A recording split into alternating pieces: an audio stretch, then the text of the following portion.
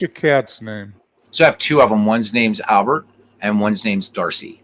Hey. So he's 4 years old. He just turned 4 and she just turned 3. Oh, that's a good. There, you'll have them for a while. Yeah, they're little brats. They're little brats. So hey guys, welcome in. And for those coming in or those will be watching later, this is sort of going to be a fun project. That not sort of. It's going to be fun. Damn it. That Bernie Stroum and I are doing. So Bernie's here. Hi, Bernie. Hello, Beetle. There he goes. There he goes. Got this dulcet tones, as MV would say. So I have to include my cacophony to counterbalance the dulcity, if that's a word. There we go. Jeez. So guys, tonight what we're going to do is Bernie and I had we were having just a bit of a tete-a-tete some months ago, and we thought, we wanted to jump back into a little bit of pardon me, old time at baseball, but I wasn't really ready and still not ready to go full bore into a McGreevy league right now. So here's the deal. You can see on the tin, it says the Mack-McGraw League. So Bernie will be picking 8 teams from the American League dead ball era, and I will be picking 8 teams from the National League dead ball era. It makes sense. Bernie's a Red Sox fan. I'm a Buccos fan, and we don't want to be traitors. So that being said, I thought, being that I sometimes do think, contrary to popular belief, I do have thought processes, is I thought it'd be a nice sort of educative opportunity to show people how to create these types of leagues and out of the park baseball.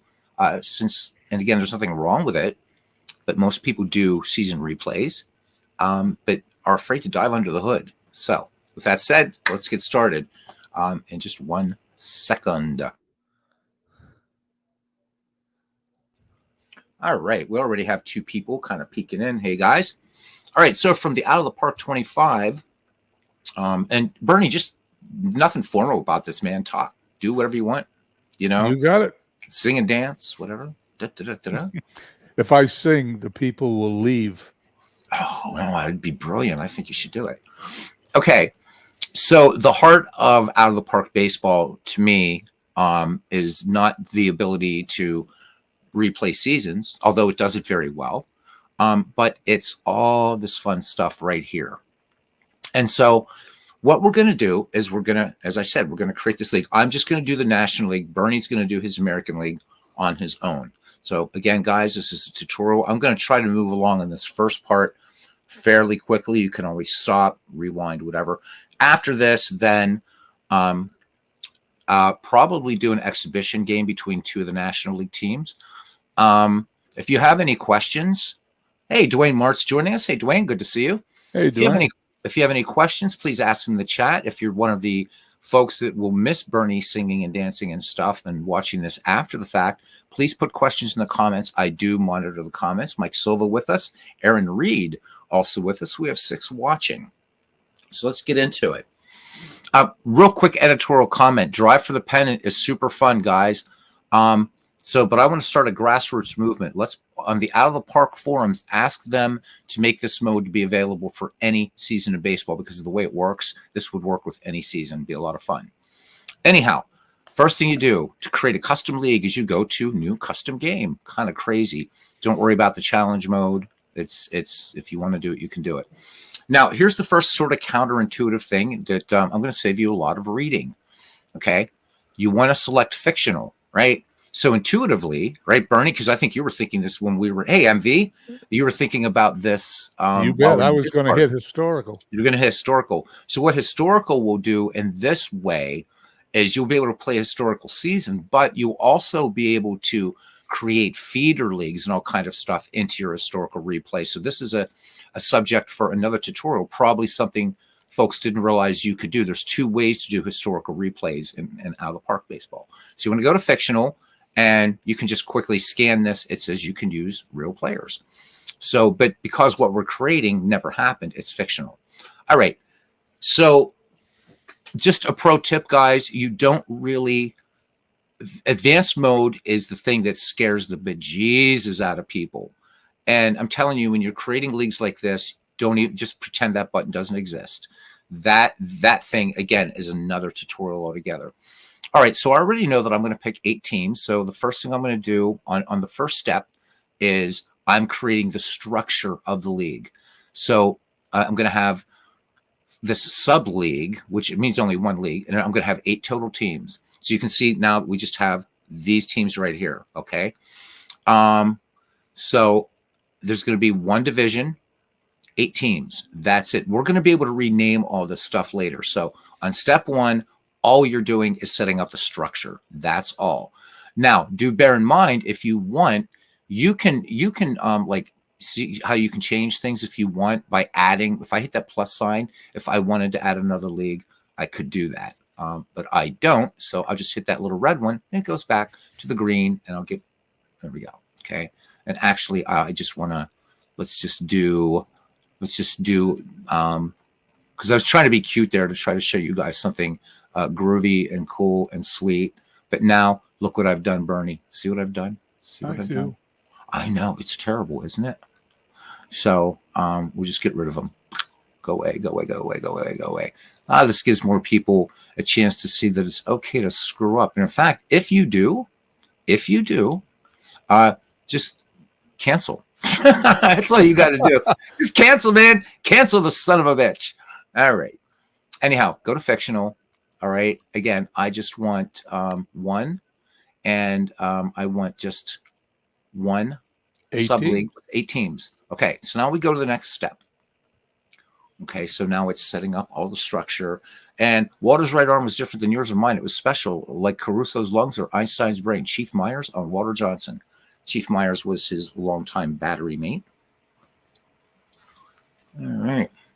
So MV listening to us over there, it is 3:07 a.m. in Blighty. So we'll try to keep the noise down a bit for you, MV.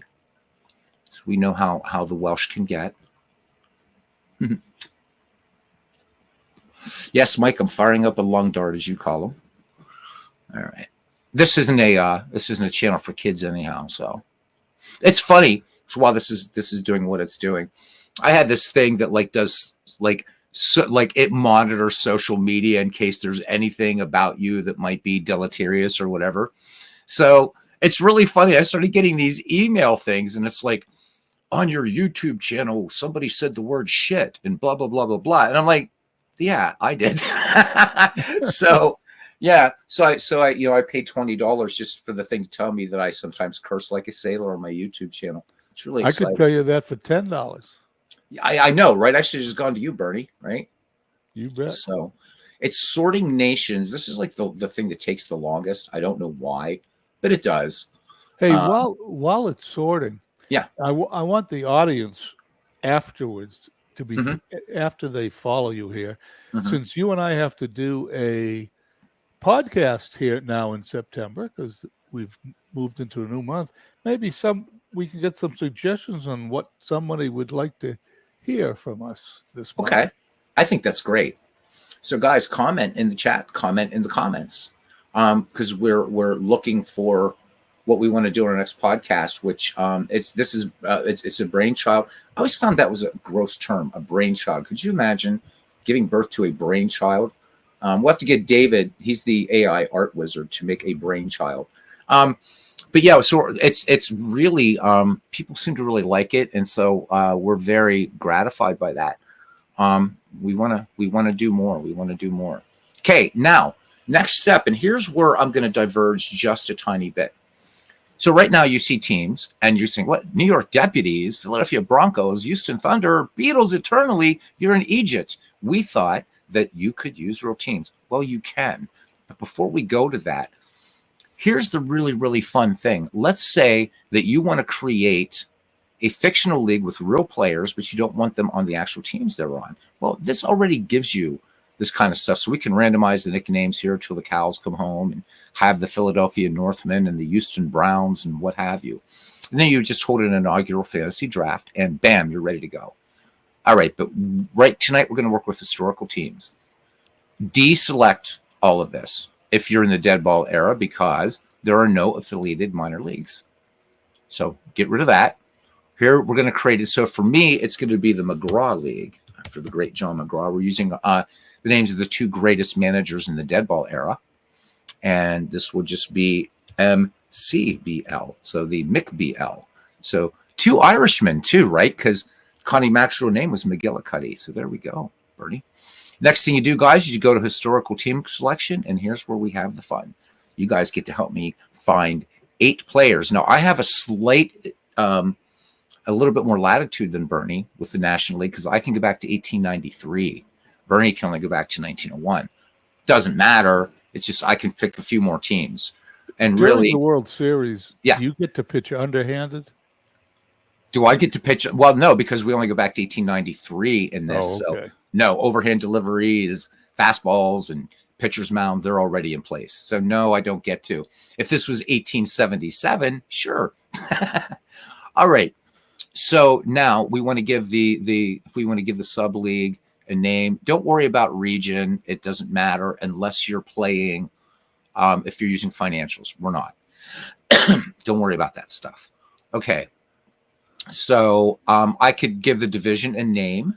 All right. And so we're going to call this league name. Again, I'm just going to call it McGraw. Okay. Just McGraw. Not McGaw, but McGraw. MacGyver. Whatever. Abbreviation. Again, I'll just use, the MCL, McGraw League. And then the division, I'm going to name the division. You don't have to name it. You don't have to have a division, but if you want to, I'm going to call it Wagner. Okay. So one of the cool things about out of the park baseball is a lot of this is pretty much menu driven. So we're going to select our first team, select 1894. And then what we have here are all the teams that existed in 1894. So of course the Baltimore Orioles are there. It's this easy to do this, guys. So if you're afraid to jump under the hood beyond a season replay and out of the park baseball, try just creating something like this, and then you can get into further things down the line like fantasy drafts and importing players and stuff like that. This is so easy, even I could do it. So Bernie, you are the man. You are a steely-eyed missile man, Bernie. All right, so the next one then, again, pick your year, and this is going to be the Chicago Cubs. Again, I'm just doing National League. All right. When you're done listing your 8 teams, I'm going to tell you my 8 teams. Not that you need to know it right away, but well, I think the community does. I think you community got it. will love it. Yeah, and I don't know all of your 8 teams. I don't even know all of my 8 teams because I'm actually picking them now. Now, Bernie and I tried to avoid doppelgangers, but obviously, guys, we're dealing in such a small time frame in relation to baseball history that there's going to be. So I know, for instance, that Johnny Evers is going to be on the 1906 Cubs, but he's also going to be on this 1919 Cincinnati Red squad. So Johnny Evers might face Johnny Evers, but that's okay. All right. Now, this next one, I've been waffling the Pirates team because the Pirates, the Giants, and the Cubs were the first dynasties in baseball, regardless of league, and all powerhouses. I mean, everybody should know now about the 1908 season. And I'm like, do I want to do the 1909 Pirates, the 1903 Pirates, or the 1902 Pirates? And I decided on 1909 because it was the first time they won a world championship. And Wagner is really at the height of his career by 1909. Not that he sucked earlier or anything like that. So again, we're going to go 1909, and boom, Pittsburgh Pirates.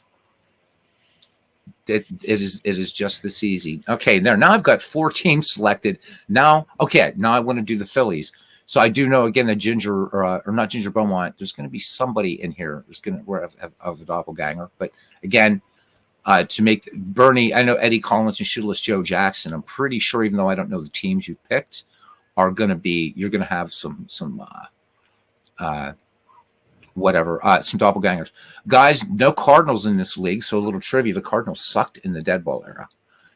They go to their first World Series in 1926 and beat the Yankees, and then become the powerhouse National League team that we've come to know them. So the Cardinals will not be represented in the McGraw League. Brooklyn Dodgers next. So 1916. See, Bernie, this isn't going to take an hour. No, we're fine. Yeah, we're moving along. So, of course, they weren't the Brooklyn Dodgers. They don't become the Dodgers officially till 1930.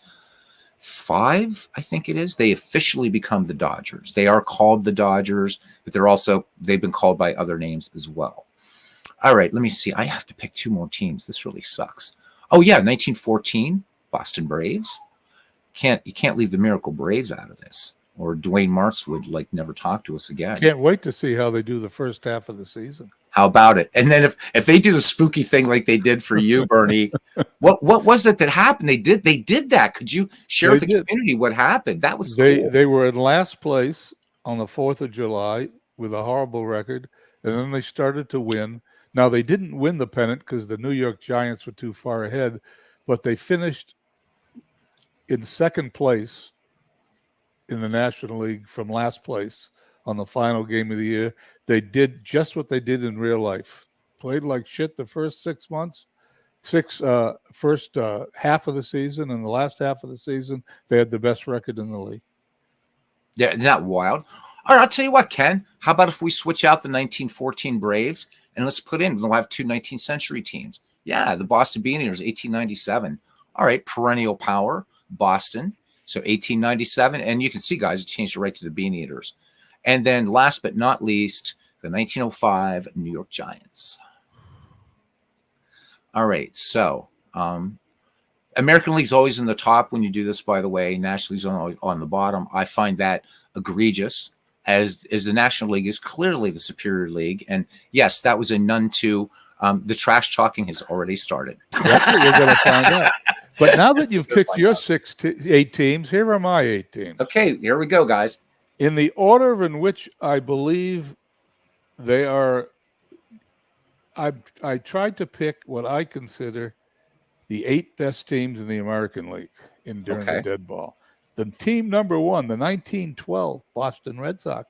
Oh, hell yeah. I mean, do you want to talk about them for a minute? We'll talk about each of your teams for a minute, if you would. Well, they had a 105-47 record all by themselves, 47 losses. Smokey Joe Woods, the star of the team. He was a stud, man. How about it? And they won the World Series. They beat the New York Giants. A tough New York Giants team. I was almost going to go with the 1912 Giants, but I wanted Joe McGinnity over Rube Marquard, so I have McGinnity. All right, so that was your number 1, 1912 Red Sox. Who's your second? Number 2, 1909 Detroit Tigers. Oh, damn. Led by Ty Cobb. Ty Cobb, despite losing to the Pirates, I think the Tigers could have had the best team that year. Tough team that 19. Those Tigers were tough. Also 1907 as well. Excellent Tiger squad. All right. Team number 3 is a team I'm playing right now in a replay. The 1917 Chicago White Sox. Ooh, considered by many as one of the greatest teams of all time. Period. Powerful. They won 100 games. Yeah. Red Faber, Eddie Seacott led the rotation, and unlike 1919, they won the World Series. And you have the advantage of having a lot of that same squad. That was a scary, scary good team. That 1917 White Sox squad. Damn. All right. Number 4, 1910 Philadelphia Athletics. Oh my God, great team. Connie Mack, who the league is named after, of course, is the manager. Mm-hmm. They also won over 100 games. They won 102 games. Eddie Collins, Home Run Baker, Chief Bender. Oh, man. No list to the length of the stars on this team as they beat the Cubs in that World Series. That was the $100,000 infield. Stuffy McInnes, right? I mean, you have Briss Lord on that team. He was so another thing we're going to be doing, Bernie and I will be doing, is something I used to do on this channel, and then Bernie started doing as well, is part of the idea of doing this league is to honor the memory of these great players. There are some people, I won't name names, in this YouTube gaming community that dismiss 19th century and dead ball baseball out of hand as not even being baseball. It doesn't count, whatever. And I think that's awful. And so each game that you'll see us do, we're going to pick a player, and it's probably not, at least for me, it's probably not going to be a Hall of Famer, but somebody who was a good player. There'll be a couple, like Dave Bancroft I am going to talk about. The reason being is I did him one time in a broadcast, but my internet died, and it's one of the funniest write-ups I ever saw. It's hilarious. But the idea is to celebrate these superb athletes who either had to play baseball or go back to the steel mills or digging ditches or doing whatever. These were tough men. They were the best at what they did. And you got to remember, 16 teams in the major leagues. There were no affiliated minor leagues in the dead ball era. These were great. I've got them in there, Clinton, 1894. So this is, in our small way, a way to keep alive and to maybe hopefully turn some people on to this amazingly fast game. Dead ball baseball was much faster than today's game. Not a lot of slugfest. You're going to see a lot of errors. Those of you who followed the McGreevy League got a taste of what this kind of baseball is like. It's very fast, and it brought some converts over, and one of them is my esteemed good friend and partner in crime here, Bernie, who really wasn't interested in dead ball baseball, and loves it. MV, big dead ball baseball fan too. So if nothing else, I've accomplished my mission. 2 people got into dead ball. Yay. All right, who's your next team, Bernie? Well, I thought really hard about this one because they're going to be a lot of doppelgangers on this team, but I couldn't leave out the 1911 Philadelphia Athletics. Oh, so you're doing 1910 and 1911. You bet. They're both teams superb. So you're gonna have like Eddie Plank facing Eddie Plank possibly in a game. That'll be interesting. You bet. All right. We do move on, however, as I get a little more creative, to the 1906 Chicago White Sox. The hitless wonders. You bet. They couldn't hit out of a wet paper bag, but they still won 93 games that season. And they upset the Chicago Cubs in the World Series. That's a crazy one too, because I mean they had superb defense.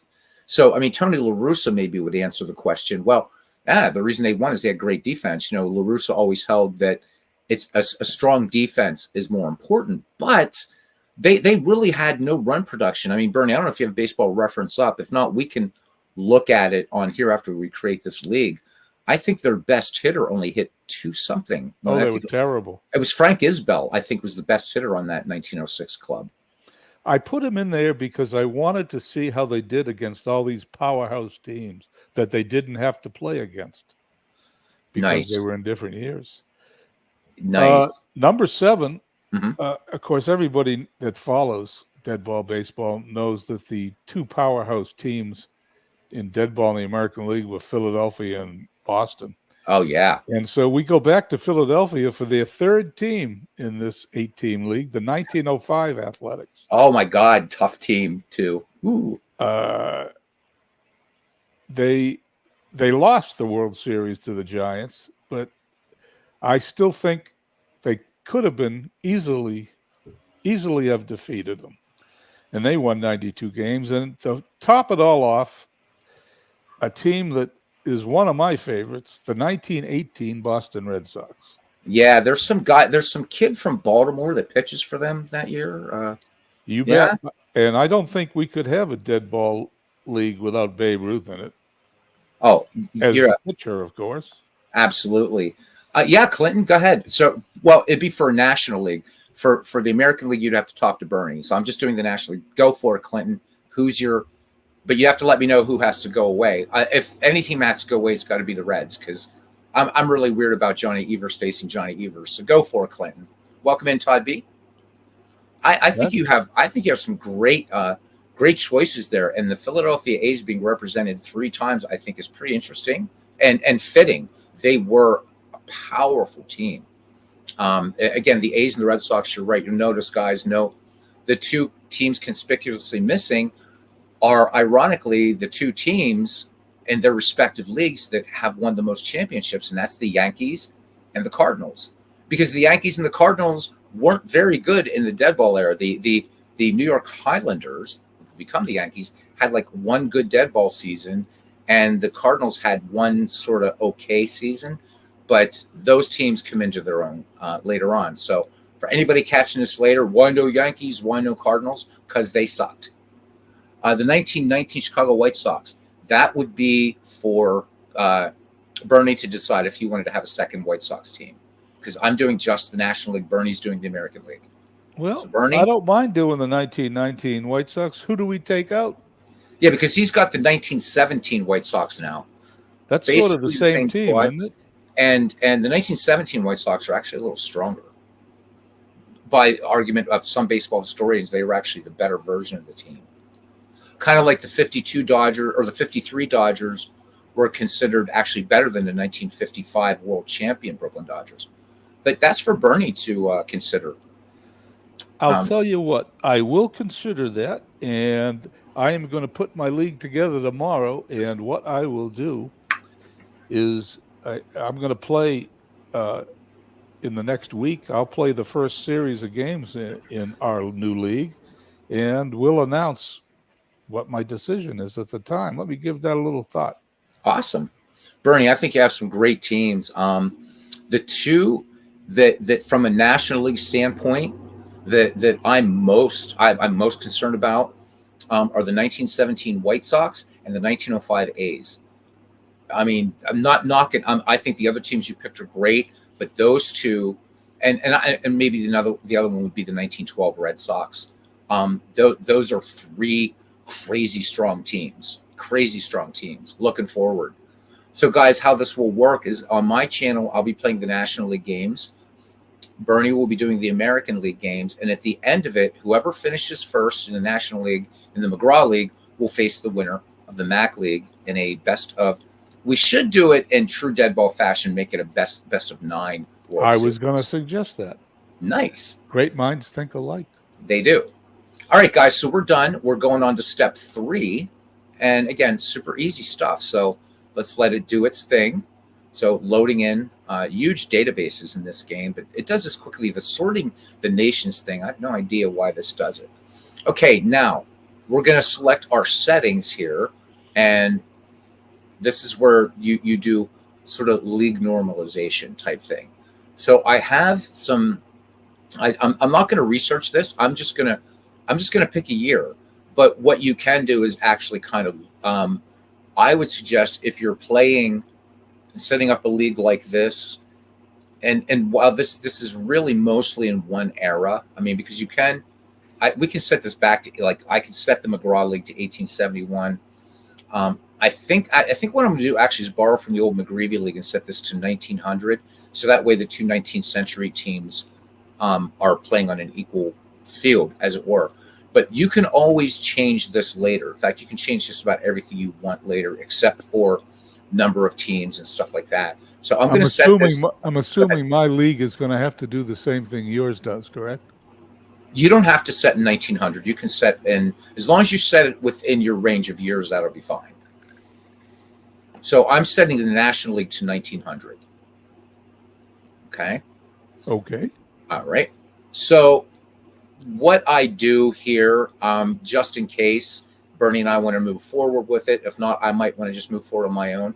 I'm going to automatically adjust league strategy when advancing to a new year. So I'm going to check that. All right. Do not hold an inaugural fantasy draft.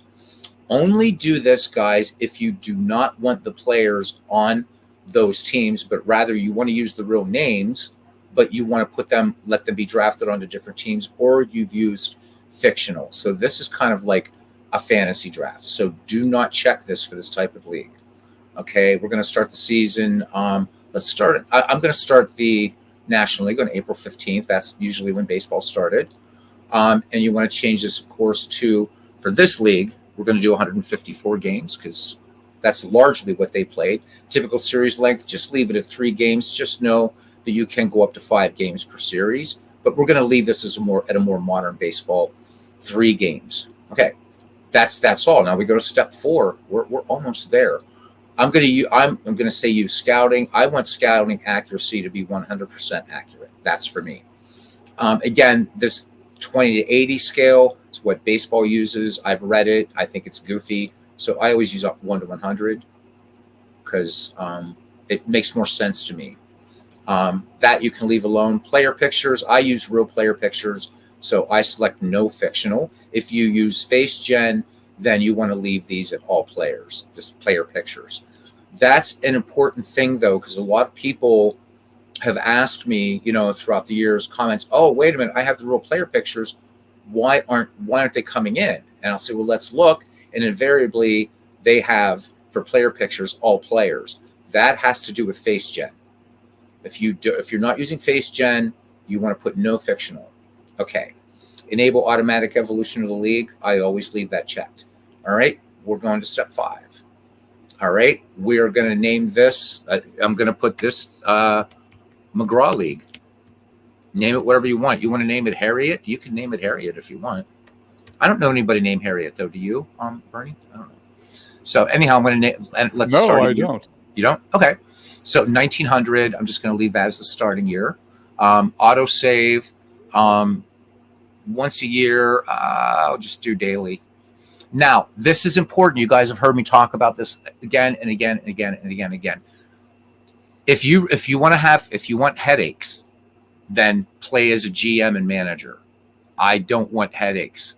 So I never play in either of these combinations. Don't be a general manager. You don't have to be. Be a manager, but play in commissioner mode. Boop. Okay, because now you're playing in God mode. That's not cheating, but here's one of the weird things in out of the park baseball. If you play as a GM, you will get messages like, and it won't even tell you. It will just say, on your club, there's a hitter who has to be put on waivers, released, or whatever. Please go to this certain screen and do that. If you look on out of the park forums, that's something that's driven everybody to distraction. So the way around this is play as a manager and play in commissioner mode. The other reason is for this type of league, if like Bernie and myself, you want to be able to play different games, playing in commissioner mode allows you to do that. Okay. All right. That's out of the way. We're not going to use any trading in this, so you don't even have to worry about that. There's your name, and it's going to assign you a birth date. And I was born on the 17th of March, 1870. I'd say I sound pretty hale and hearty. And you don't look that old. I don't. I was born in 1882, Bernie, but don't tell anybody. All right. I also click cannot be fired. And again, you want to click that, especially for this, because it would be, really sucky that you're just playing all these games and all of a sudden, 3 teams fire you or something. All right, we're going on to the final step. We're almost done. So now all of the magic's happening. It's like, cool, I love you so much. The game says, I love you so much. It's signing all the logos. Now you're going to say, wait a minute. You talked about, Mike's beautiful stuff and everything. So the actual players are on here, but you can see these aren't the actual logos. And this is where our Mike Silva came in and saved the day. Yes, I was born a month after Clinton. Absolutely. I'm going to you can pick any team when you're playing in commissioner mode, guys. It doesn't matter, but you do have to pick a team, or if you don't, you're going to just get a job offer. Just cut to the chase, pick a team. When you're in commissioner mode, it doesn't matter. So I'm going to take the 1909 Pirates, start the game. Now, basically, this is actually ready now to play. But we're going to do some more things. We're going to make sure all the ballparks are fine, and we're going to fix these damn logos because it's a pain in the arse. But we are ready to go. And just to show you, so if we go here to the McGraw Baseball League and we go to schedule, and we would actually autoplay. I would have to autoplay. Right now we're January 3rd. But everybody's in here. And just to show you, let's go to, so we don't have any standings. But there we go. If I go to the 1915 Phillies, there we go. The actual players are here. There's Possum Whitted, Milt Stock, Beals Becker, Gravy Cravath, Fred Lutteris, Dave Beauty Bancroft, Bert Niehoff, Bill Killefer. So even before you get into customization, you probably want to work now with your rosters. Okay. Although we're not going to be doing in this league, I do want to just call attention to a few of the things. Number one, you really don't have to worry about front office. This is all of this stuff is just about, money. Don't worry about it. But if you do get into this is where you set salaries, hire coaching personnel, staff roles, all that kind of stuff. Forget it even exists. All right, let's go home here. All these widgets here. Everything is customizable in out of the park baseball to what you want each of these windows to show. Okay. pretty simple. All right. Go to our organization. You're going to be spending a lot of time here. Okay. So we're going to go to our roster. There's the entire roster for the 1915 Philadelphia Phillies. Note also up here, this little downward pointing caret, I can look at any team that I want just by clicking on it. So if I wanted to look at the recent edition, the 1897 Bean Eaters, there they are.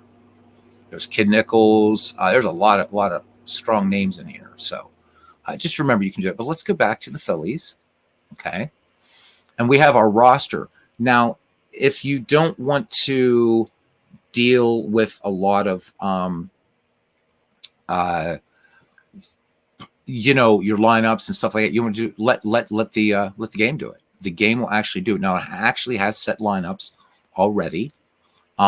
But you can also, if you go to actions, you can ask the manager or bench coach for all lineups, depth charts, everything like that. Again, this is ready to play.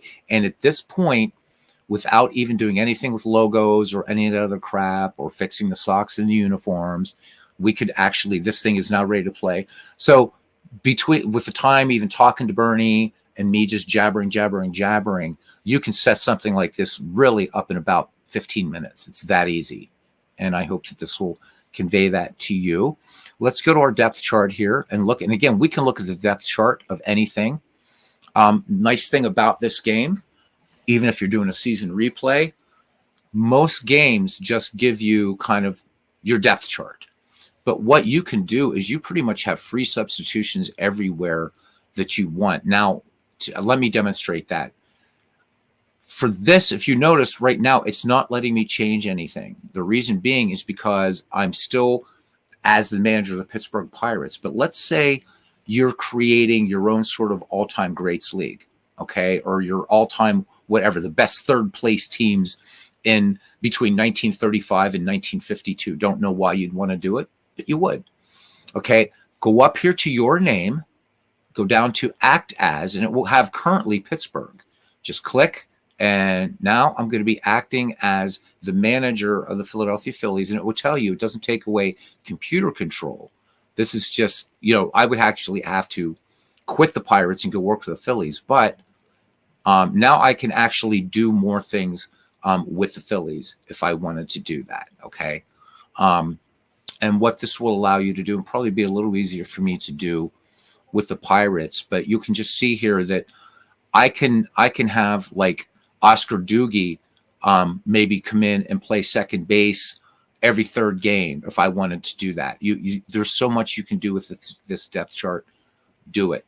Just don't be afraid to do it. So there's your depth charts versus righties, lefties. You're not going to see a lot of change in the dead ball era. If you remember too, the scouting, this will evolve as the league goes on. So right now, this is where these guys are scouted at, and what we would think of as spring training. Let's go to the Pirates. Okay, this would be a little easier rather than me doing all the futzing about. So here's Owen Wilson. So it's got Ward Miller starting off in center field, but I'm looking at Owen Wilson right there. Both, but maybe I want Wilson in every second game or every third game. Boom. Now the AI is going to put him in every third game. I can also make him the starting center fielder and have Ward Miller only every third game, however you want to do that, okay? But I'm going to switch this back to the default for now and do if tired.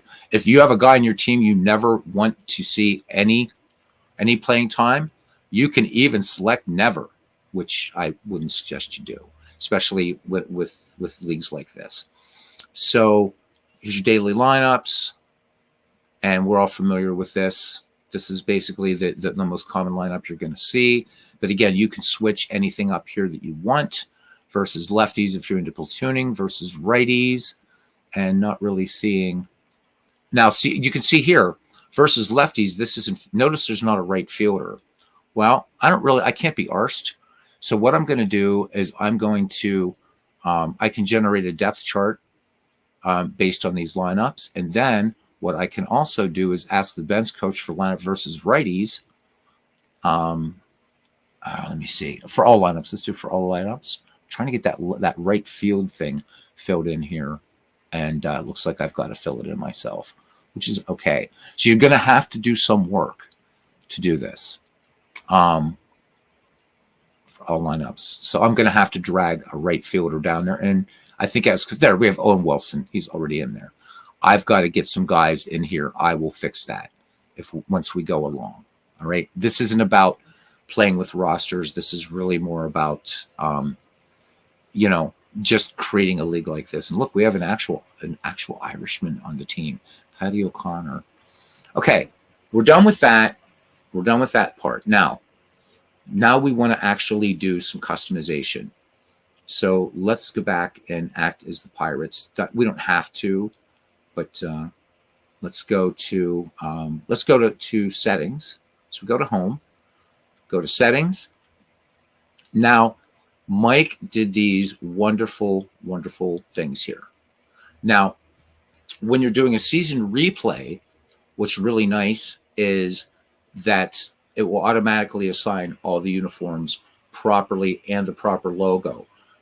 Tournaments, it will also, but when you're doing these fictional leagues, for some reason, it doesn't read them properly, right?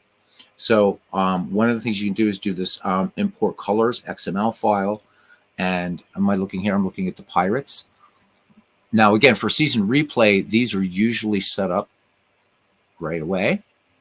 Okay, notice it didn't change it. It didn't change anything. So this is where you have to do a little bit of work by yourself, which is no big deal. So, because the auto load, it's a fictional league. It doesn't know, even though it's drawing guys from the same database, it doesn't know that. Does that make any sense? Probably doesn't make any sense at all. Just click select, go into your logo file, and you'll just scroll down, and I'll just select the Pittsburgh Pirates for that year. And I guess this is something that Mike's talked about that I guess they still haven't fixed. And then you just pick the, here we go, 1909. Just pick the one that has all the hexadecimals. Click load. And there's their actual logo. And then, if you want to, I'm not going to go this crazy, but you can go on and do the cap, the jersey, the pants, the socks, whatever.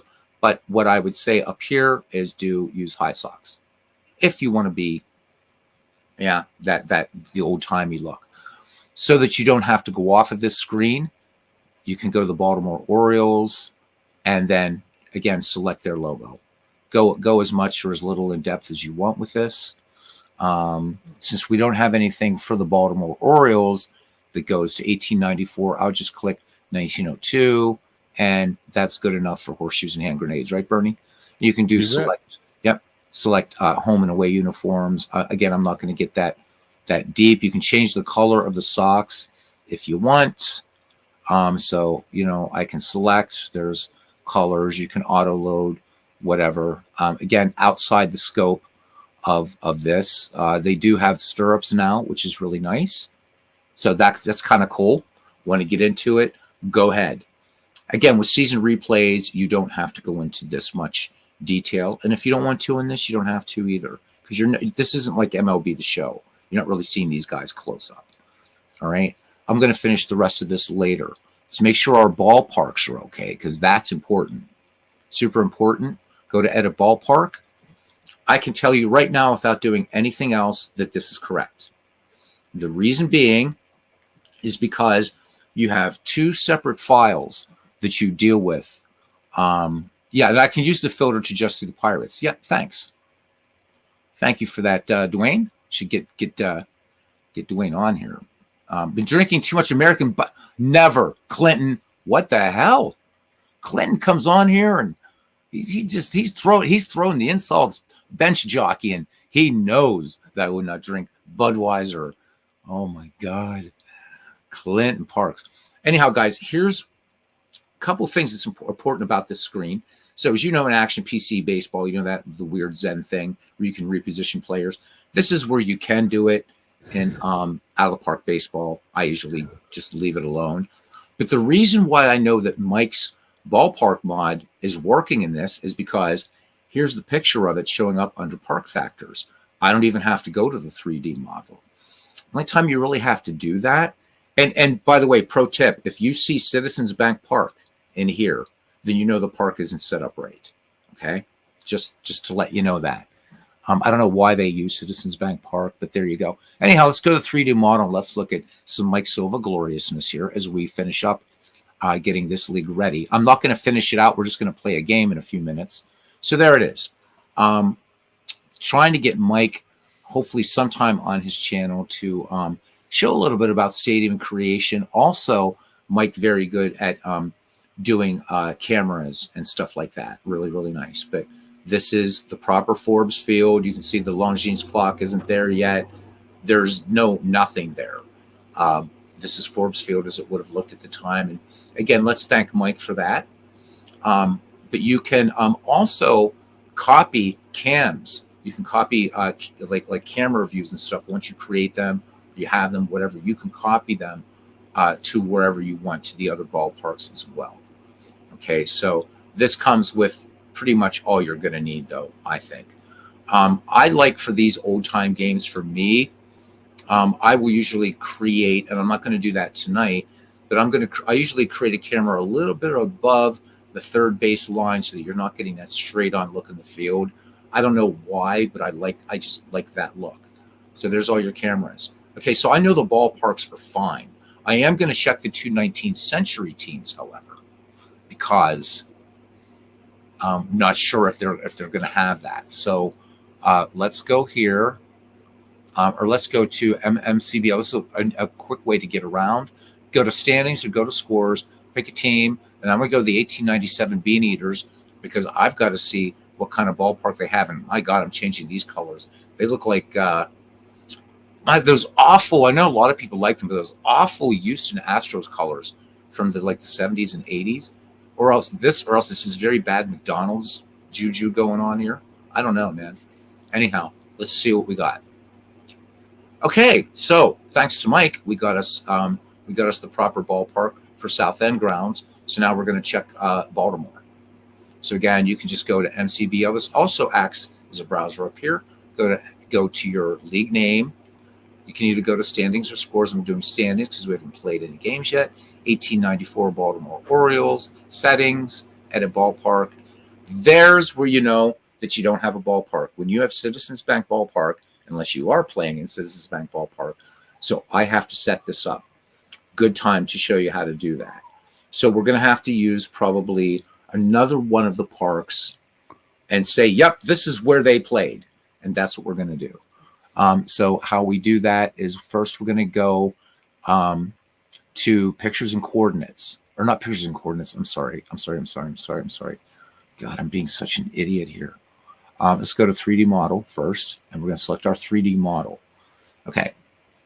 So it didn't find a model of Union Park. So we're going to load a 3D model, and we're just going to go in here. Two different types of graphic files in Out of the Park Baseball.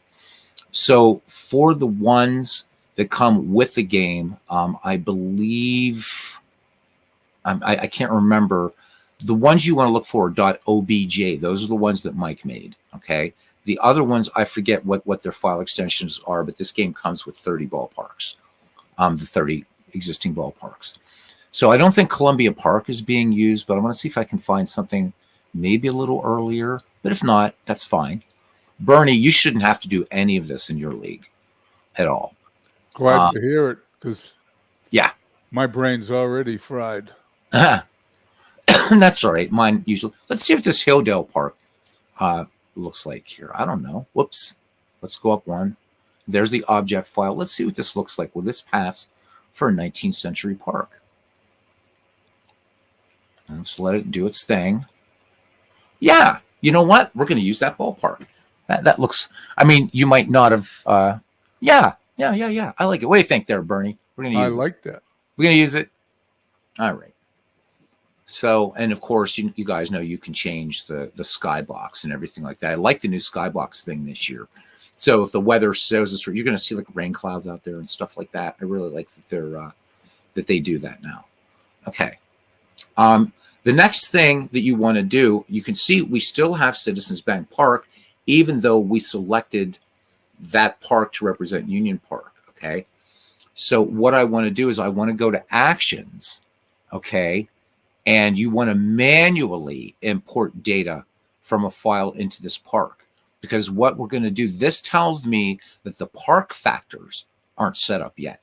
So I'm going to manually import these. And I'm just going to go up here. And I'm just going to look for the ballparks. And I'll find those PRK files. Okay. Give me a second here. Where are you? Where are you? Where are you?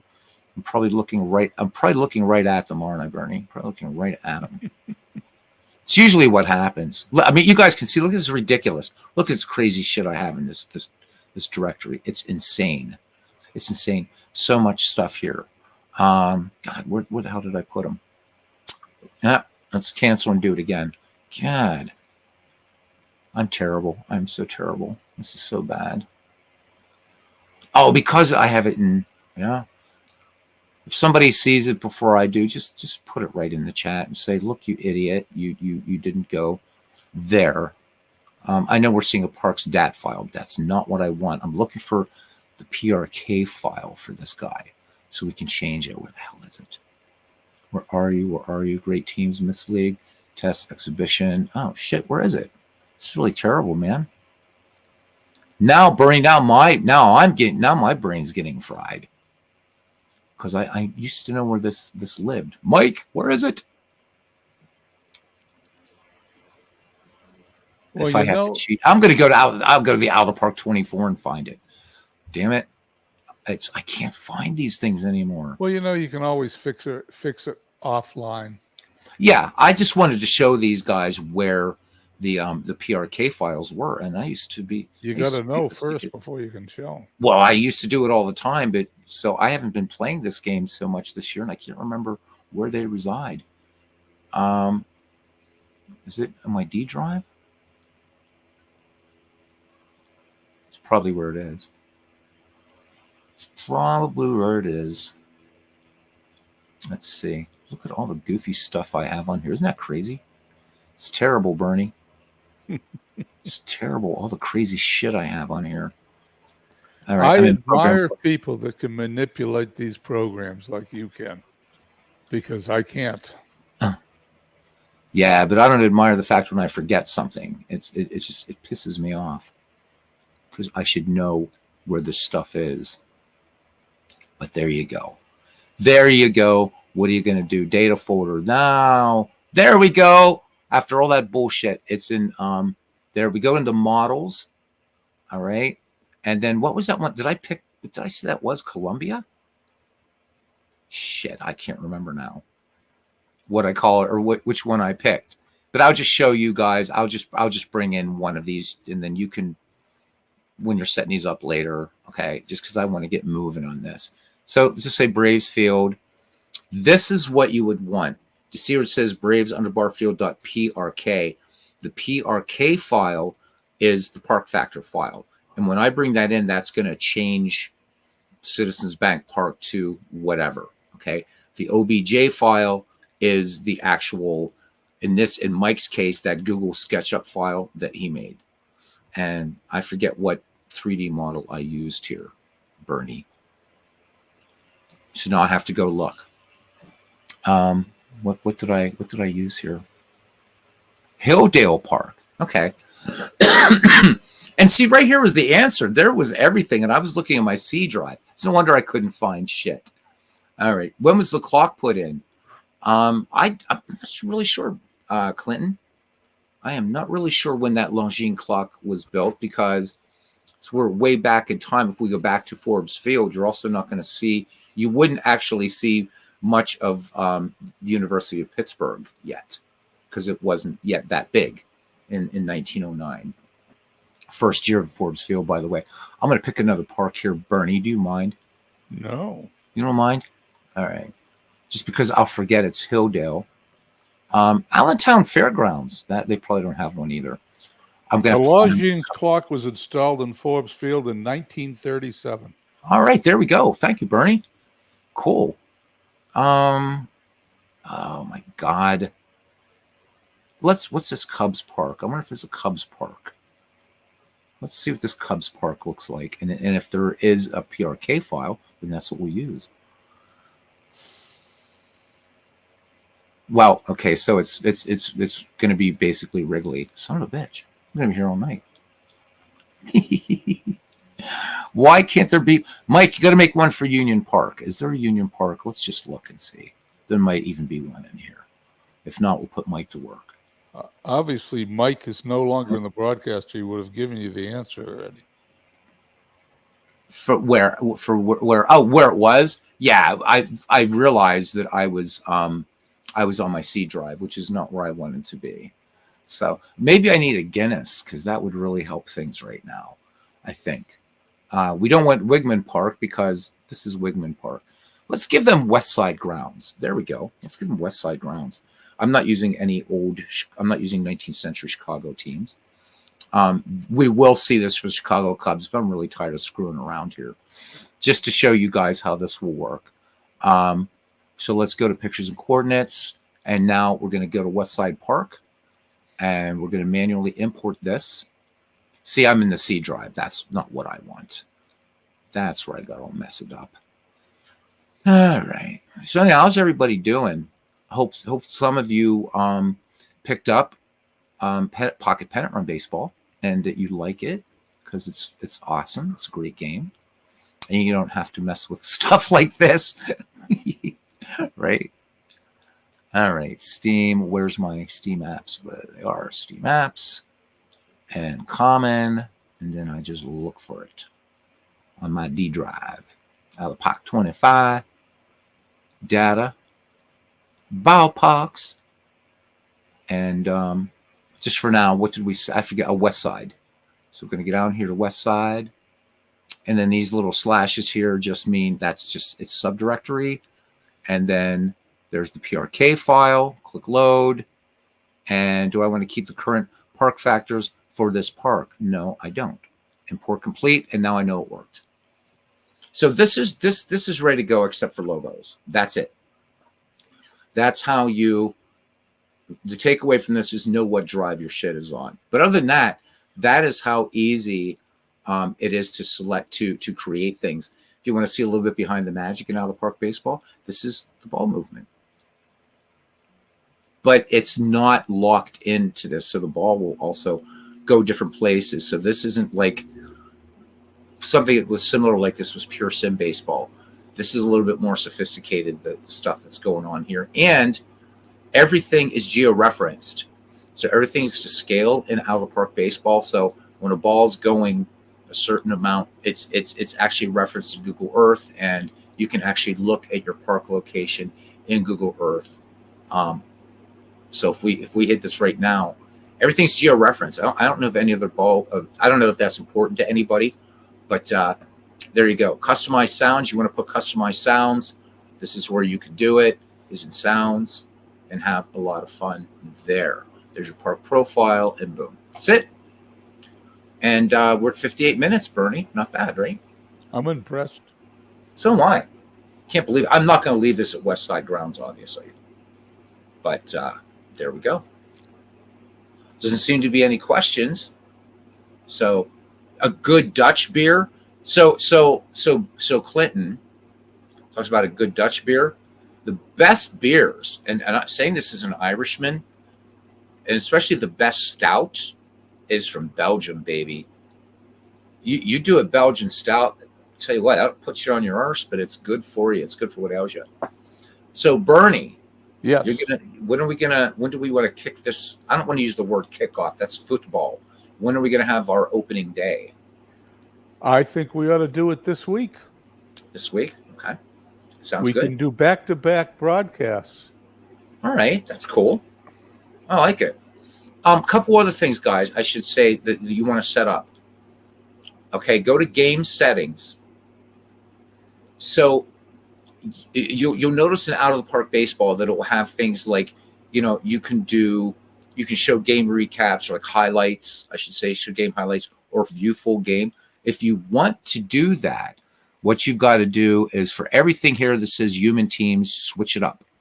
So I'm going to do just all leagues.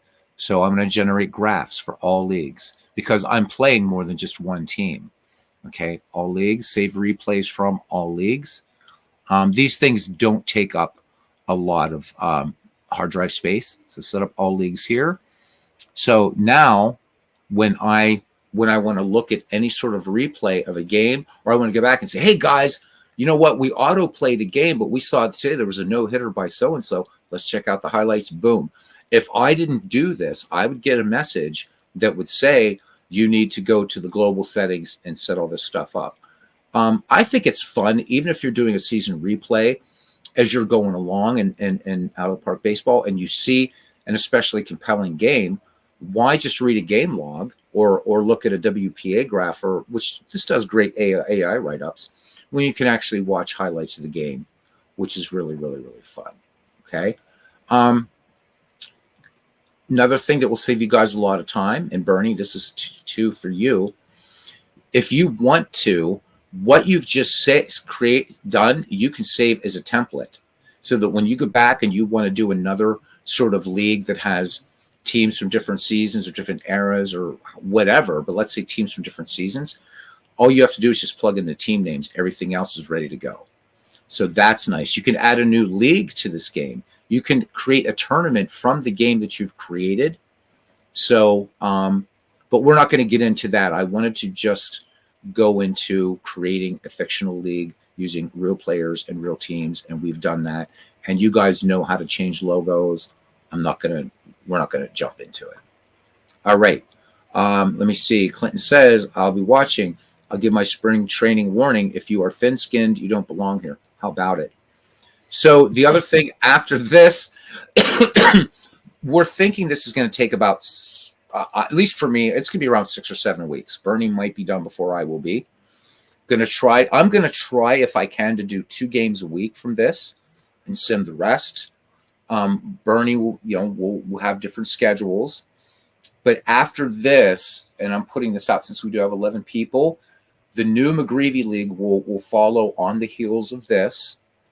And the McGreevy League is going to be expanded in seasons this year to spice it up.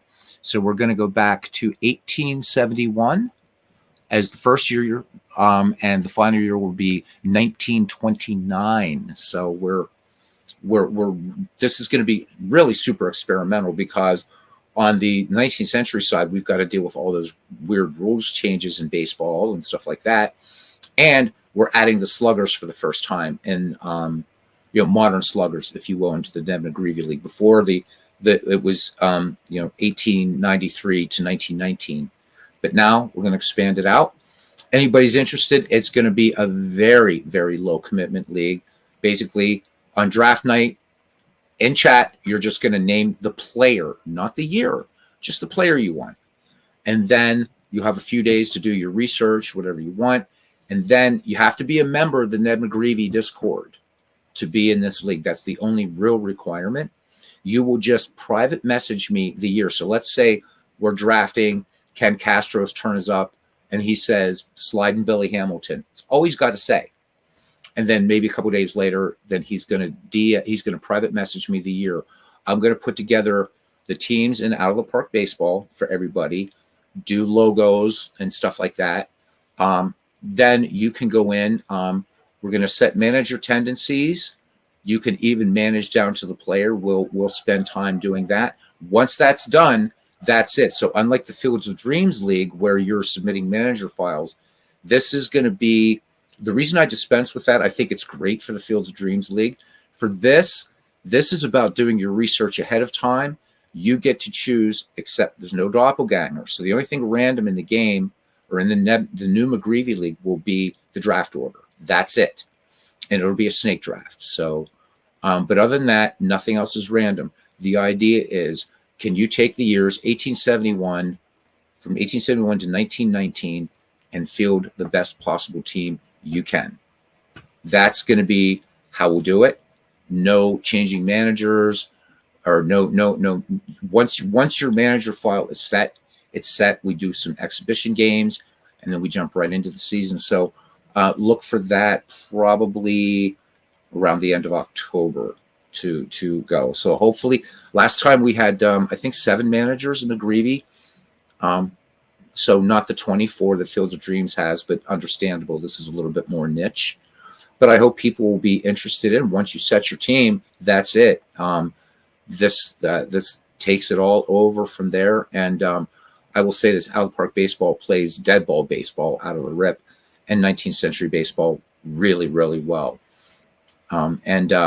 We've done so much with Action PC Baseball. I wanted to get back to this beauty here too. That is it. I don't know if anybody's going to hang around. I'm going to do an exhibition game. Bernie, I know you said you were probably going to be knocking off here soon. I know it's just I'm going to watch a little bit of your game, and then I'm going to call it an evening. All right. I'm not going to worry about changing these logos for right now. We're just going to play an exhibition game. We're going to let the chat pick the two teams. All right. And again, these are just going to be National League. So who's going to visit and who's going to be home. So there are your choices if you look at the screen. A whole big choose 2 from the 8, and we'll do it. So Bernie, I do like I like the it was. Did you find it a bit of a challenge? Like, okay, how am I going to do this given that's this smaller span of years to try to pick the teams that you was wanted? the problem. The problem I had was, do I want to pick 8 different franchises, or do I want to pick what I thought were the 8 best teams? And in the end, I went with the 8 best teams. Okay, interesting. Because I was thinking for a while, the past couple of days, I'm like, do I want to do all first place teams, or do I want to do, some teams that had just like these great rosters but didn't quite make it to the postseason? And in the end, I ended up, it's like, I'm just going first place teams here too. All right, I'm not hearing anything from the chat, so I guess I'm going to pick the teams. So we're going to have the 1916 Brooklyn Robins against the... I'm not going to do Phillies. I could do Phillies Pirates. All right, we'll do Phillies. Let's do 1915 Phillies. We could do that, Dwayne says. And against the 1909 Pittsburgh Pirates. Dwayne Martz, why don't you get your arse on here, man? Why don't you come on here and say hi and be sociable and tell us why you realize that Willie Mays is, in fact, the greatest center fielder of all time. So we're going to go ahead and copy this in if anybody wants to come on. Can't do the 1903 Pirates, Clinton, because I didn't put them in this league. I chose the 1909 Pirates. Okay. Dwayne, I was watching something on YouTube, and I was thinking of you today.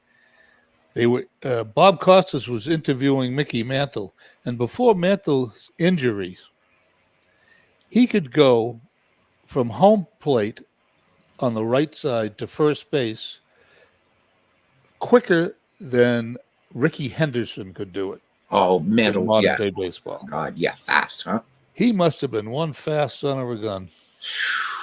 He was faster than Willie Mays before his injury. Crazy, right? And as Dwayne rightly puts, he does say, hadn't it been for the injuries and the alcoholism and stuff like that, and Mickey was a great player, no doubt about it.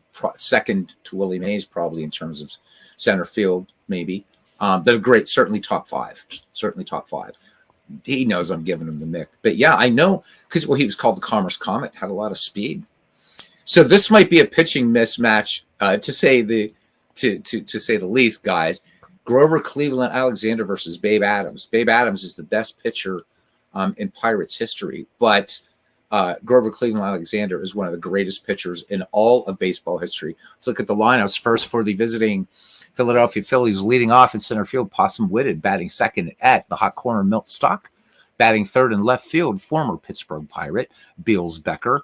Batting in the cleanup spot, the dead ball home run king, Gabby Cravath. Batting fifth at first base, Ernie Harwell says it's Ludorus, so we'll call him Fred Ludorus. I always thought it was Ludorus, but we'll go with Ludorus. Batting sixth, Hall of Fame shortstop, Dave Beauty Bancroft. Batting seventh at second base, Bert Niehoff. Batting eighth and catching Rabbit Bill Killefer, and you already know who's pitching. For the hometown Pittsburgh Pirates, leading off in left field, Hall of Fame player-manager Fred Clark. Batting second base, Dots Miller. Got his name indirectly because of the guy batting third. Hall of Fame shortstop, Hannes Wagner. In the cleanup spot at third base, Tommy Leach. Batting fifth, and I do have to update my picture file, in right field will be Owen Wilson. Batting sixth and catching, George Moon Gibson. Batting seventh in center field, Ward Miller. Batting eighth at first base, Roy Thomas. And pitching and batting ninth, the lefty, Babe Adams. We are on our way to, actually, since we're playing, 1909. So this is the inaugural year for Forbes Field, opened in June of 1909. So actually, we would still be playing somewhere else. Don't know where. And boy, I don't like that camera angle. Ooh, really close, isn't it? Initial camera angle. Look at this. Look at all this beautiful stuff that's on here, huh? How about it? Let's go default. Why not? These buildings, obviously the parking garage didn't exist. Don't get excited. Could you imagine, Bernie, all the Model A's and Model T's in this thing? Yeah, how about Look at all that. We can pretend. It would have been wood. Pretend. We can pretend up there, yeah. So this, of course, is the second concrete and steel ballpark. The first one, Shibe Park. And cousin Ken Castro had, of course, corrected me on that for years and years. I thought that it was I thought Forbes was the first one, but it was actually Shibe Park. Beat Pittsburgh by 2 months, bastards. All right. Do we want to also do this? Do we want to mess around with this? Do we want to make this like black and white? It doesn't feel like doing it now, so we won't worry about it. All right. Let's do our little view of Forbes Field, 1909. The Commerce Comet. There we go. Here is the pitch. And Whitted swings on this one. Hard ground ball up to second base. Dots Miller pounces on it, fires across to the wrong picture of Roy Thomas. Boy, I got a lot of work to when I really get started here, don't I, Bernie? All right, 1 up, 1 down. And here's Milt Stock. So Roy Thomas decided to jump in the Wayback Machine with Mr. Peabody and play with the 1915 Philadelphia Phillies. All right, here's Milt Stock now stepping in against Babe Adams. Adams has the sign from Gibson, the wine, and the count full. Milt Stock lays off this one. This one outside and low, ball 4. Milt Stock, good speed on at first. Brings up Bills Becker now, former Pittsburgh Pirate. Becker a lefty. Adams ready to work. Checks the runner. 2-0 pitch. Becker swings. This one grounded past third and short and into left field. So Milt Stock will move to second. Becker picking up the single. 2 on for the Phillies. 1 down in the top of the first here at Forbes Field for Gabby Cravath. The bunt?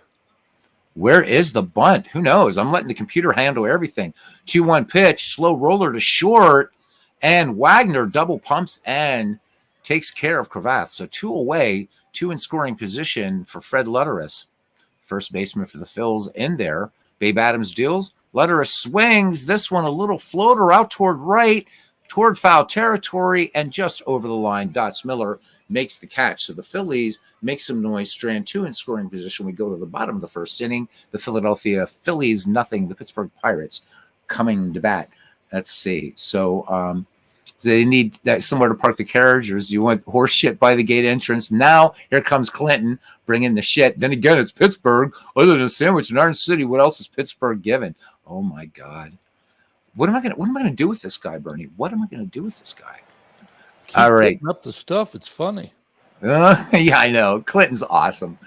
All right, here is one of the greatest of all times, and I don't care, man. You can debate it all day, and you're going to lose. One of the greatest pitchers of all time, Grover Cleveland Alexander, played by Ronald Reagan. Played by Ronald Reagan, pride of St. Louis. Yeah. All right, here is the wind and the 1-0 pitch. Alexander lets it go. This one a flare to right, but it's going to hang up. We'll have to check the weather here at Forbes Field. Cravath settles under it and reels it in. 1 down. What's our weather like here today in Pittsburgh? Well, it's bloody cold. It's 34 degrees because it's January 1st. Because I didn't change, that's where we are in the game. All right, exciting stuff. Here's Dots Miller. Not too many ball players have presidents play them in movies. This is true.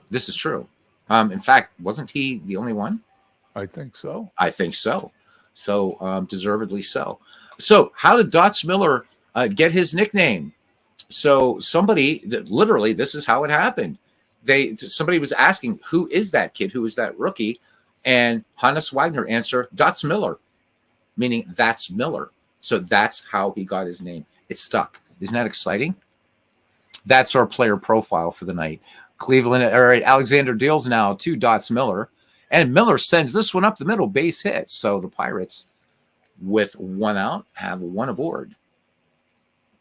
And here comes Hannes Wagner. Not enough superlatives about this guy. Don't forget, by the way, guys, if you hit F8, you get a little acid trip here in Alla Park Baseball, and you can look at the hitter's spray chart on the infield. For the mercy and love of God, disable it when you get the game because it's distracting as all hell. All right, here we go. Dutch Miller, good lead off first. Here's the wind and the pitch. Miller off to the races, throw down, and they got him by a country mile. So 2 away, Dutch Miller caught stealing. Wagner back in the box. Alexander deals to the Flying Dutchman. Wagner swings.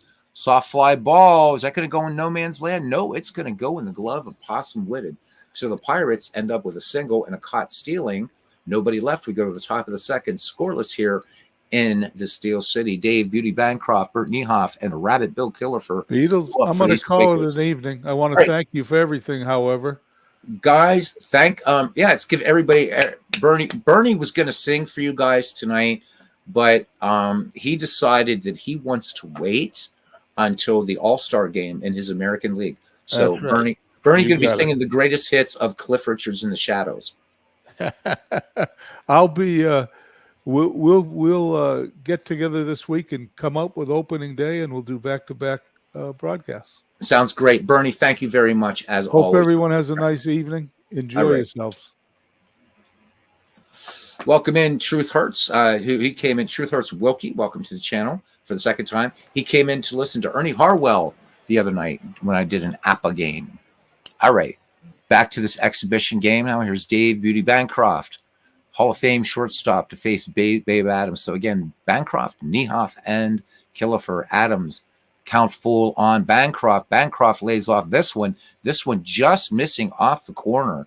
Adams winning the call, doesn't get it. So issues his second walk of the game, and it brings up the second baseman, Bert Niehoff. So again, just an early spring training game here. Here's the pitch, and he's off to the races, is Bancroft, and he slides in safely around the tag. Good gunning down there by Gibson, but Bancroft able to get around Wagner's tag. So a runner in scoring position for Philadelphia back in the box is Niehoff. The count 2 balls, 1 strike, and he drills this to left, long way, and you can kiss it goodbye. Open the window, Aunt Minnie. It's a 2-run shot. And Fred Clark can only watch it sail out of here 366 feet. And the Phillies take an early 2-0 lead here in this preliminary battle of the Commonwealth of Pennsylvania. All right. Here's Rabbit Bill Killifer. Count 3 balls, 1 strike. And this one, 2 bouncer to Wagner. Wagner fires on to Roy Thomas for out number 1. Here's Grover Cleveland Alexander now. Adams brings it home. Alexander swings, sinking liner to center, and nice play. Nice play out there by Ward Miller for out number 2. Back at the top of the order for Possum Witted. Possum is 0 for 1 in the game. The count full on him. Grounded out his last time up. Swing and a miss. Just a good old country fastball there by Babe Adams. But the Philadelphia Phillies pick up 2 runs on the homer, and it is 2-0 as we head to the bottom of the second inning. The number 4, 5, 6 hitters due up for the Pittsburgh Pirates: Tommy Leach, Owen Wilson, and Moon Gibson. It's Tommy Leach, one of the premier players of his time, stands in against a legend. The 1-0 pitch on the way from Alexander, swung on, bloop to right, but it's going to stay up. And Cravath makes the catch. Big ballpark here, Forbes Field. All right, here is Owen Wilson. And the delivery. Wilson swings, sinking liner to left. This will get down for a base hit. So second base knock for the Pittsburgh Pirates in this game.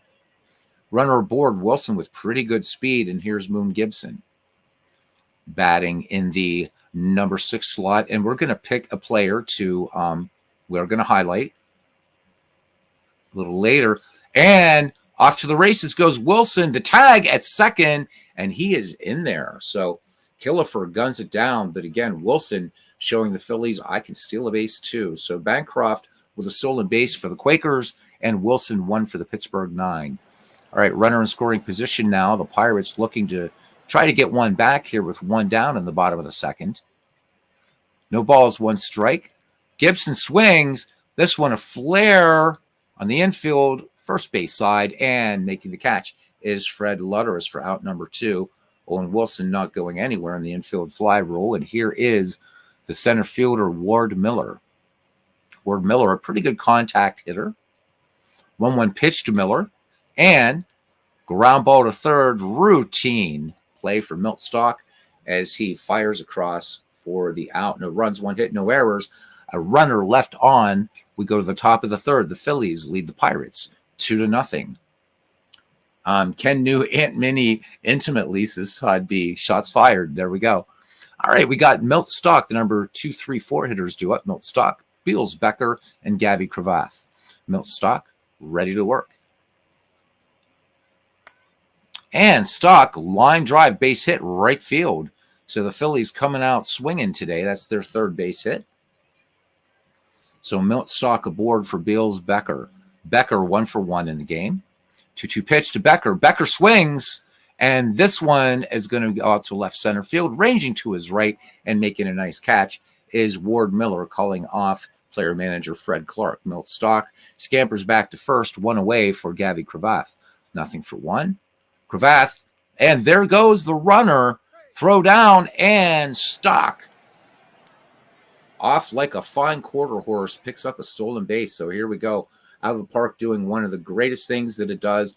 Plays good dead ball baseball right out of the rip. All right, Cravath back in the box. The count, 2 balls, 2 strikes. Cravath grounded out his last time, and he's going to ground to third this time as Tommy Leach looks the runner back. So 2 away now for Fred Lutteris. Philly first baseman is 0 for 1. Stock, pretty good lead off second. Babe Adams peers over his right shoulder, checks the runner, stares in, has the sign from Moon Gibson. Count full on Lutteris, and Lutteris is going to send this one up the middle, base hit, and the Phillies are going to have their 3rd run. Throw comes into the plate, the tag not in time, and Philadelphia comes out swinging here.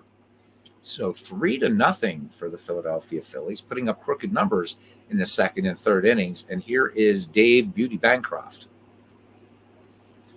3-2 pitch, Bancroft, good eye, lays off. So another walk issued by Babe Adams. That's his 3rd of the game. And here's Bert Niehoff. He had that big 2-run shot back in the 2nd inning, and the Phillies have not looked back since. Adams winds and deals. Niehoff, first pitch swinging, drills this one into center field. Is he going to get the RBI here? Indeed he is, as the throw comes in, hits the cutoff man. RBI single for Bert Niehoff as Beauty Bancroft comes in to score. This is quickly becoming a non-game here. 4-0 Phillies. We're going to play it through, though. Here's Rabbit Bill Killefer. 0 for 1, 2 down. The count, 1 ball, 1 strike. Killefer swings, a 1 hopper to third, and Tommy Leach will fire to second for the 3rd out of the inning. But Philadelphia picks up 2 more runs and now leads this one 3-0 as we head to the bottom of the 3rd inning. Again, this is an exhibition game of the McGraw League. For those of you hanging out, you know what this is all about. All right. Again, pardon the incorrect picture of Roy Thomas. I have to change that. So Roy Thomas in there. We're going to be Thomas, Adams, and Clark for the Bucks here in the bottom of the 3rd inning. Pirates need to get to work. Phillies putting up these crooked numbers. Alexander with a 2-1 pitch. Thomas swings, twisting liner to left, and what a catch in left field by Beals Becker. Let's have a look at that one. Little super stats replay action. Becker stretching out here. Ball tailing away from him. Beautiful catch. And there we go. All right, 1 away now for the pitcher, Babe Adams. He's a left-handed batter. Alexander not worried too much about him. Here's the 0-2 pitch. And nor should he be. It's a little slow roller back to the mound. And with a leisurely toss on to first, that will be a 1-3 putout if you're scoring at home. Alexander to Lutteris, back at the top of the order now. And left fielder Fred Clark. Fred Clark, 0 for 1. Count, 2 balls, 2 strikes. Flew out to Cravath his last time up. Blooper to center field. This one's going to hang up there in the cold Pittsburgh air till it nestles gently into the waiting glove of Possum Whitted. The Bucks go 1-2-3. We head to the top of the 4th inning. It's the Philadelphia Phillies of 1915-4 and the Pittsburgh Pirates of 1909-0. Grover Cleveland, Alexander, Possum Whitted, and Milt Stock, the number 9, 1, and 2 hitters due up for these Quakers. Babe Adams with 3 walks and a strikeout through 3 innings of work, touched up for 4 runs. Thus far, the count, no balls, 2 strikes. And Grover Cleveland Alexander sends this one toward the gap in right center and down into the glove of Ward Miller. So Ward Miller making a couple of timely plays out there for these Pittsburgh Pirates.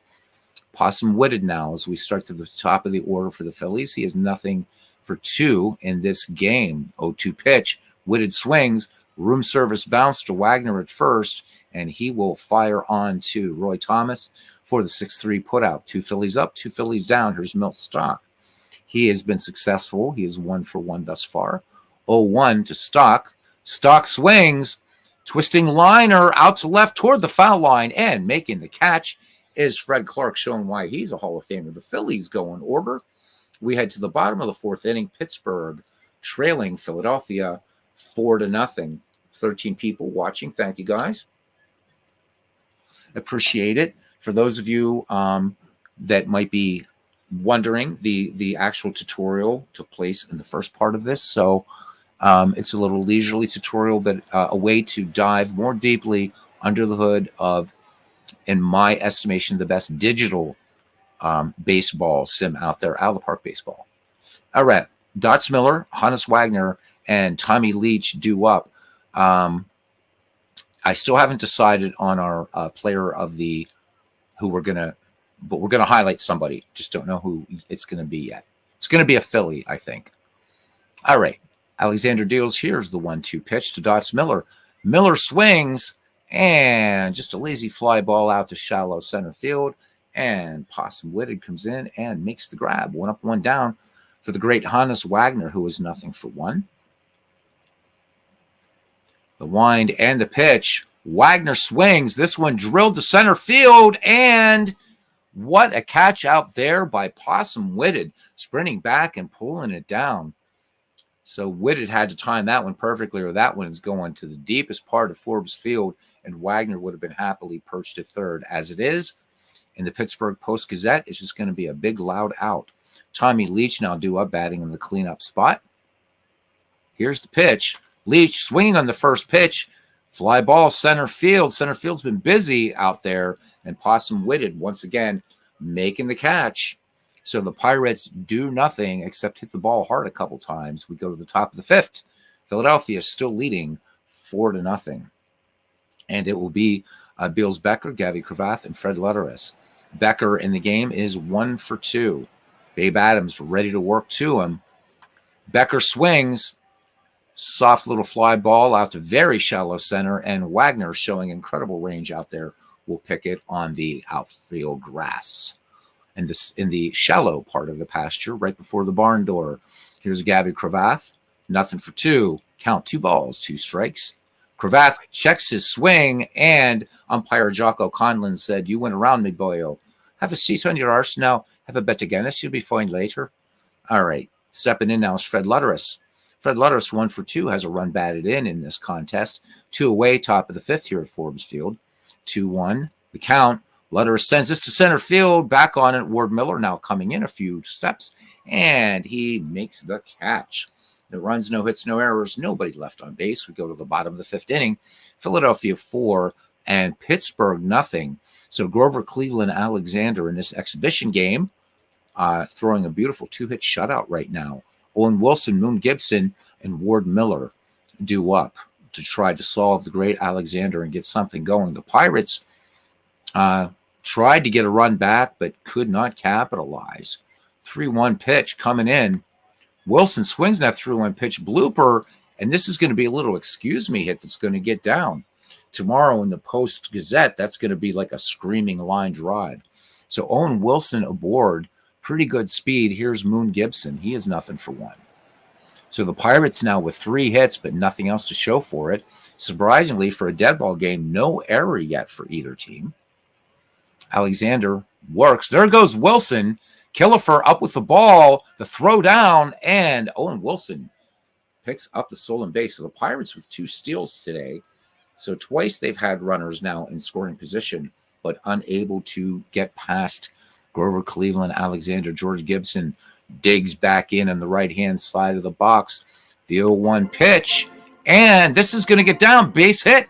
Center field. And the Buccos are going to get on the board and going for second on the play as the throw comes in offline. Gibson picks up the RBI single as Wilson slides in head first ahead of the tag. So the Pirates on the board, 4-1, nobody out. Gibson in scoring position for the center fielder, Ward Miller, nothing for one. The count 0-1, and this one just lofted into the third base side, and making the catch is Milt Stocks. So one away, no place for George Gibson to go. Here's Roy Thomas, 2-2 pitch. Thomas slow roller to second, and it's going to be a little bang action there at first. Moon Gibson moves to third on the play. It's up to Babe Adams to try to get a crooked number up here for the Bucks. 2 down. Adams, nothing for one in the game. The 1-1 pitch. Adams swings. This should end the inning. Hard grounder to second. Planning in plenty of time. Bert Niehoff fires on to Letteris for the 4-3 putout. The Pittsburgh Pirates pick up a run. They leave a runner stranded just 90 feet away. We go to the top of the 6th. It's the Phillies 4 and the Pirates 1. All right. And we shall begin our preparation here. If the chat wants to pick a player to spotlight, let me know. And we'll get that part ready. If not, I'll just pick somebody randomly. All right, here's Beauty Bancroft now. He's walked a couple times and has a stolen base in this game. Babe Adams, 2 strikeouts, 3 walks through 5. The count 1 ball, 1 strike on Beauty Bancroft, a switch hitter. And slow roller past the mound. Bancroft's got good speed, and Wagner's got to just eat the ball. Bancroft just too fast, even though Wagner had a cannon for an arm. So this Pittsburgh battery needs to watch Beauty Bancroft, not afraid to pull for the base. Here's Bert Niehoff now. Niehoff, perfect day so far, 2 for 2. Should the Phillies win this, you're looking at the player of the game at bat right now. The 1-0 pitch. Niehoff swings, and this one lined to second. No, this one gets over the head of Dots Miller. So line drive, and Niehoff continues his ways. Let's see if he's the guy that we can actually talk about here. So we're going to consult a wonderful book, the Biographical Encyclopedia Baseball. So done by the editors of Total Baseball. You whippersnappers wouldn't know what Total Baseball is, I guess. But Bert Niehoff's not in here, so we'll have to find somebody else. This highlights 2,500 of the greatest players and very good players and whatever in baseball history. So we'll find somebody. All right, Dave Bancroft at second, trailing him. Niehoff at first, and here is Rabbit Killefer. He's nothing for 2. Dots Miller would be perfect, says Clinton Parks. Let's see if we can find him. I mean, if I get desperate, I'll go to Sabre, and I'll find a write-up on him at Sabre, but I'd rather find something just out of this book. I can always count on Clinton to, just kind of do the right thing. Oh, my God. So right now we're 0 for 2. I'm trying not to go to Sabre, so we're 0 for 2, and it's try. How about, have we ever done Fred Letteris on this channel? Damn it! I don't know. You can hear me paging through here in almost panic mode. There we go. Fred Letteris is going to be the guy we're going to talk about. Got him. Yeah, Baseball Almanac is good too. Beauty Bancroft. Actually, I would like to do that one because that's the one that's funny. The thing is it's long, so we'll save that one for another night. But it's a great write-up. And anybody, if you guys have this book, if you have Baseball, the Biographical Encyclopedia, read the entry for Dave Beauty Bancroft. It's pretty funny. All right, here is Rabbit Bill Killefer. Actually, you know what? Hang on a second. If I can find Killefer, we'll talk about him. Where are ya? Chuck Klein. Nope, you're a little bit too late. Bill Killefer.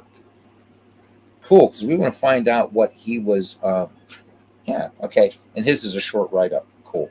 Okay, following Harmon Killebrew. All right. Killefer in the box now, and the 1-0 pitch with 2-1. Killefer swings, And fly ball center field. Making the catch is Ward Miller. And tagging there at second, but holding is Dave Bancroft. So one away. Babe Adams still in a little bit of trouble here, facing Grover Cleveland Alexander, 0-2. The 0-2 pitch on the way. Cleveland swinging away. This one driven to center field. And this is going to get into the glove of Ward Miller. Good catch. So 2 down. Babe Adams doffing the cap to his center fielder. And it brings up the top of the order now. Possum Whitted. Whitted 0-3. 2 down. Philadelphia threatening with a 3-run lead already here in the top of the 6th. Whitted swings. Sinking liner to left. And a sliding catch out there by Fred Clark. So the Phillies, strand 2, we head to the bottom of the 6th inning. And it is 4-1. And tonight's player of note, a short little read up on him, will be Rabbit Killefer. As we were looking all over the place and we couldn't find who and what we wanted, but we now found him, and this is a nice short read. We will do Bancroft tonight, though, because it's a great one. All right, here we go. His name, William Lavier Killefer. All right, he was born on October 10th, 1887 in Bloomingdale, Minnesota.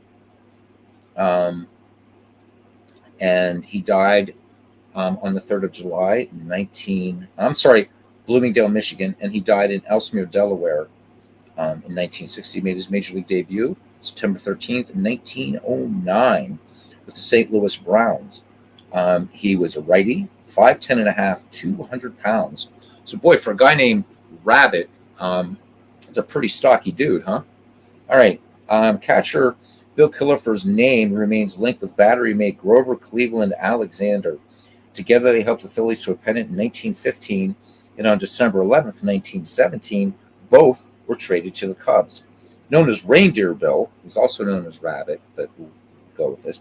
Known as Reindeer Bill, the slow-footed Killefer started in Class D Southern Michigan League in 1907 with Jackson, a club that folded in mid-season.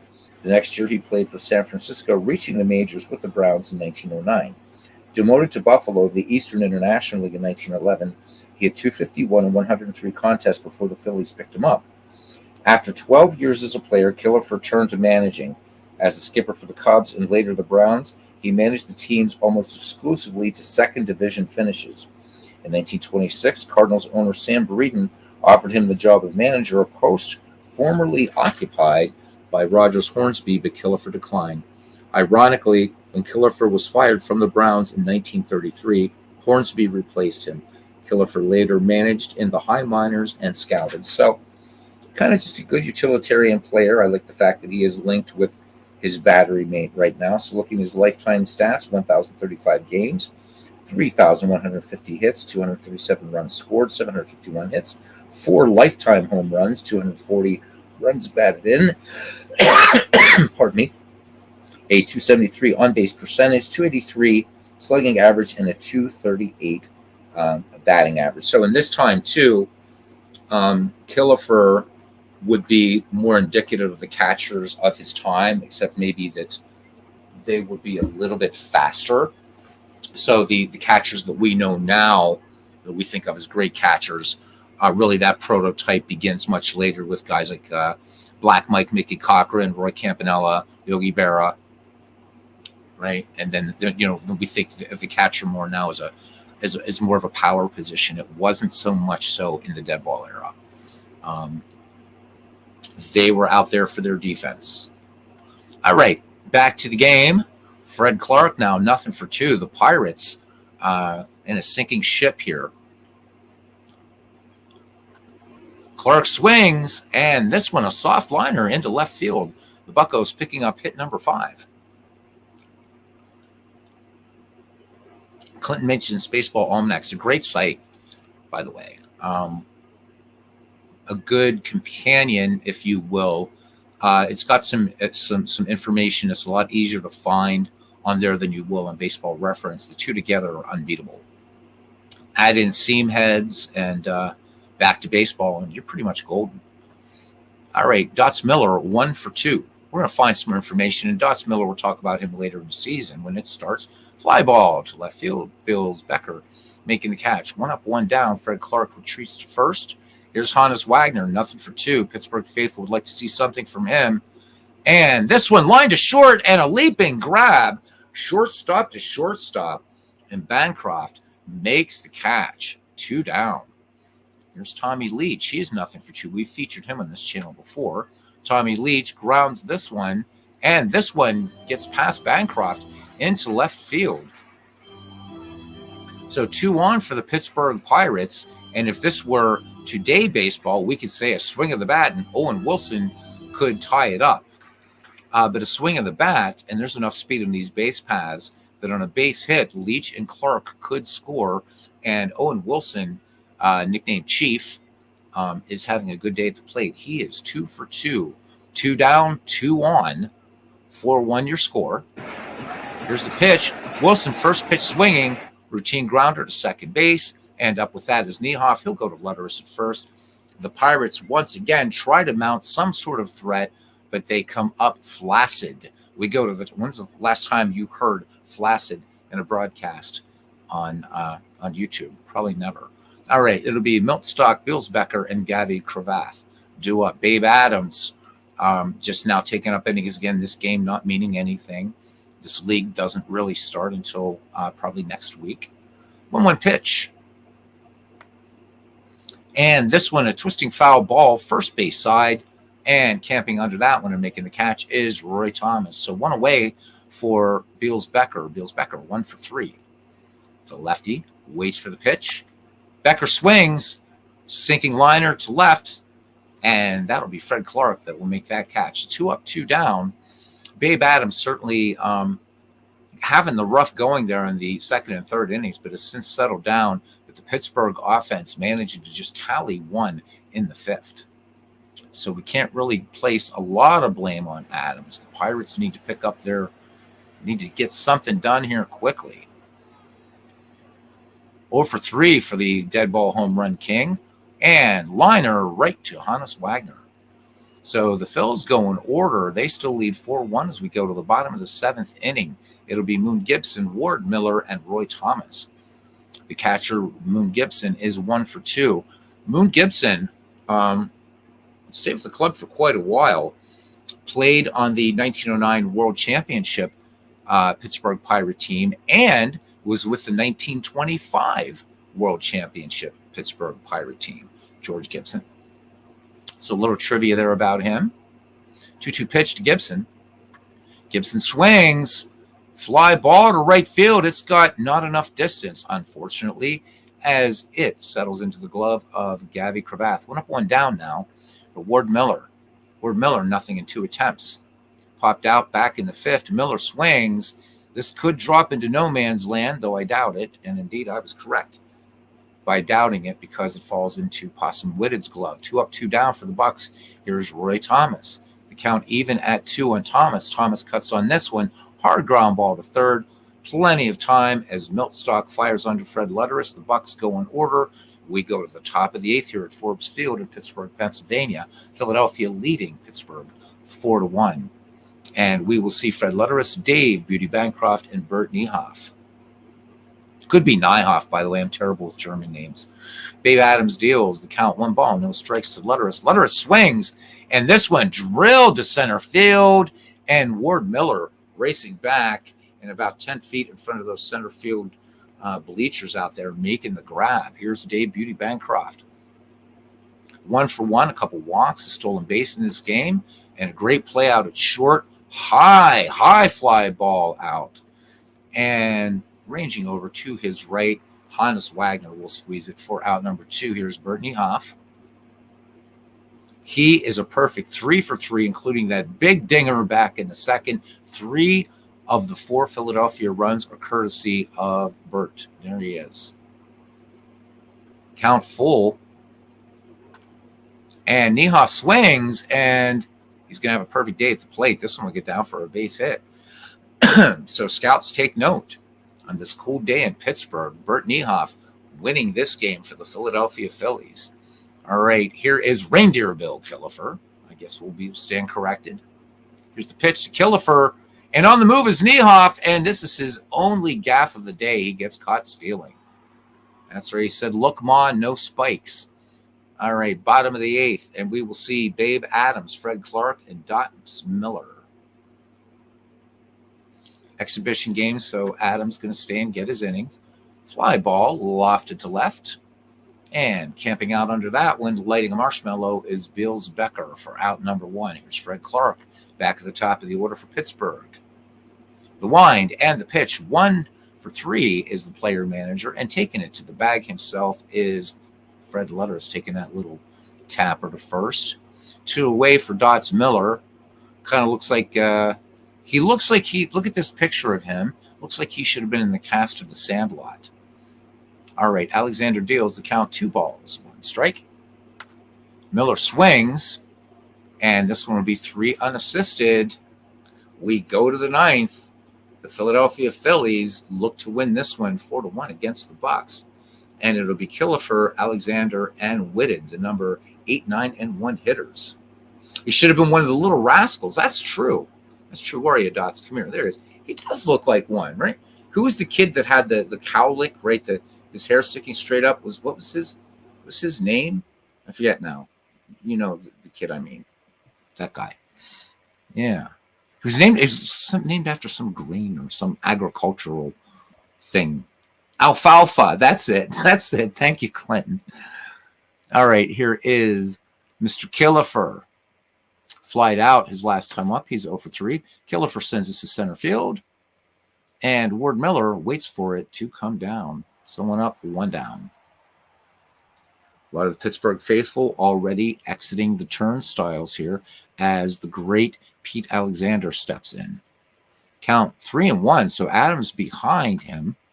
And blooper to left, ranging over to his left and hauling it in is Fred Clark. 2 away. When we go to the bottom of the 9th inning, we will see Hannes Wagner, Tommy Leach, and Owen Wilson for the Pirates.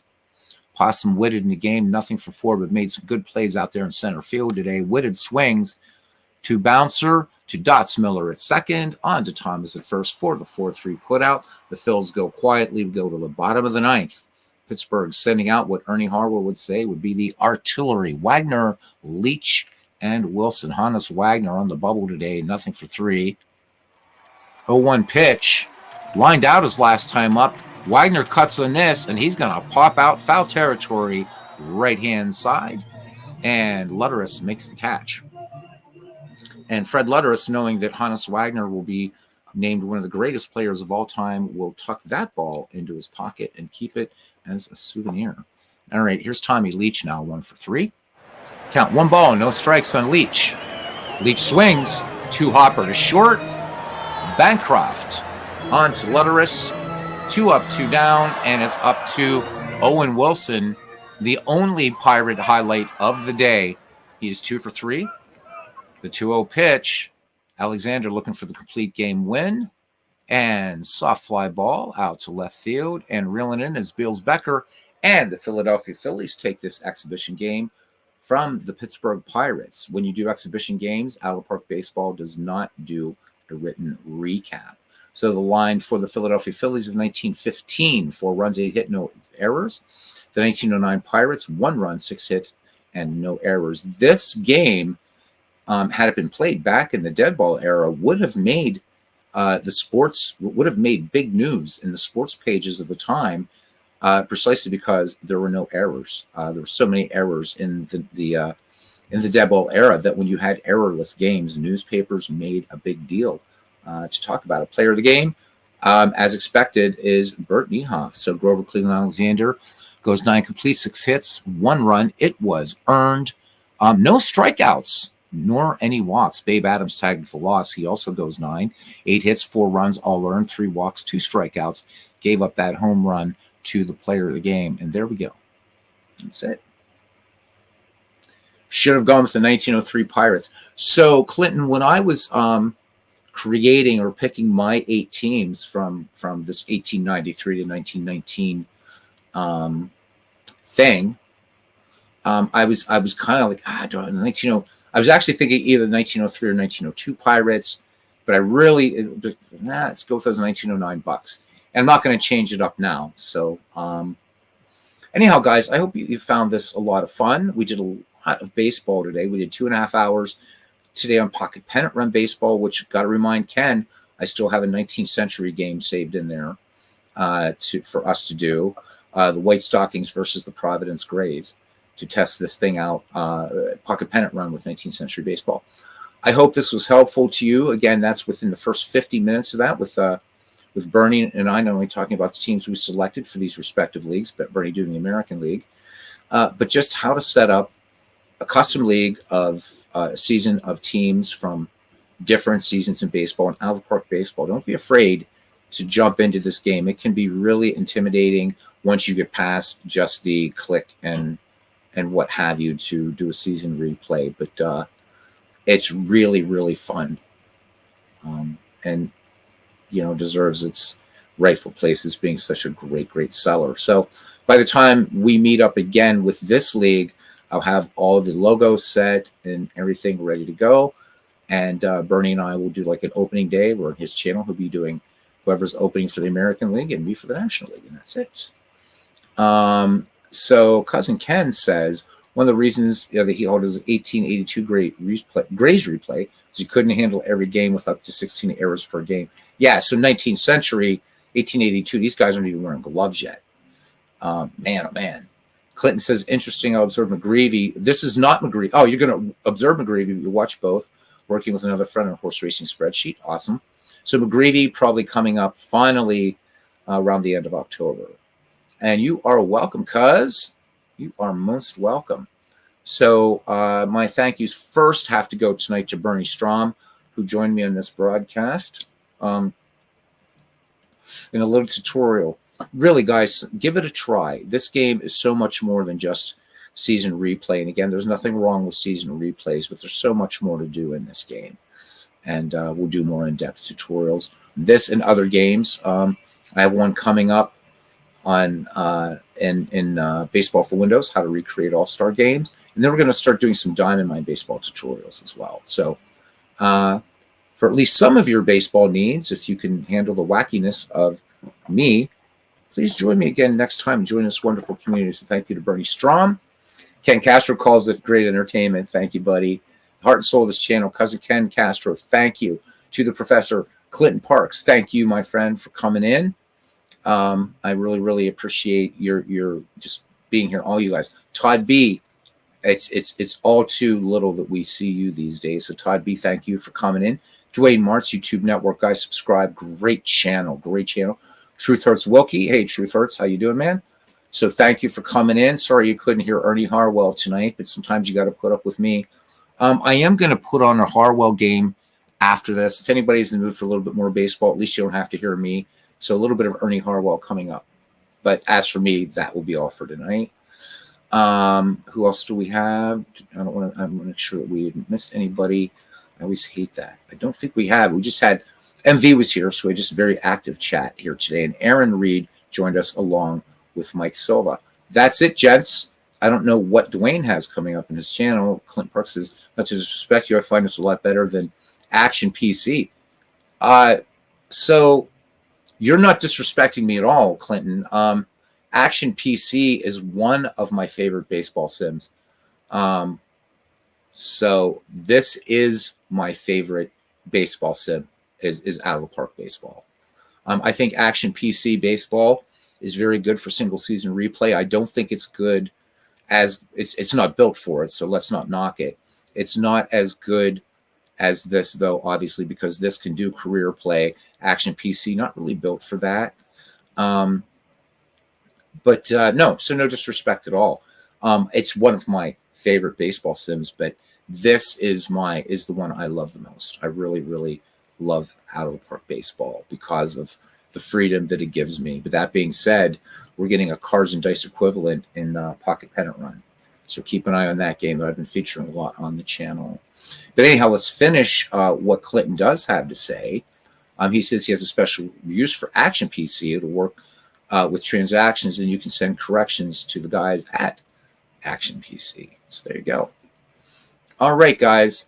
So thank you. We topped out at around 13 tonight, which ain't too bad for a tutorial video and a dead ball game. I'll take it any day.